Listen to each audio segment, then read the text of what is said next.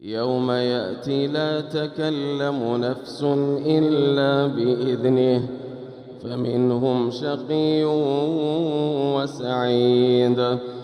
فأما الذين شقوا ففي النار لهم فيها زفير وشهيق خالدين فيها ما دامت السماوات والأرض إلا ما شاء ربك إن ربك فعال لما يريد. وأما الذين سعدوا ففي الجنة خالدين فيها ما دامت السماوات والأرض إلا ما شاء ربك عطاء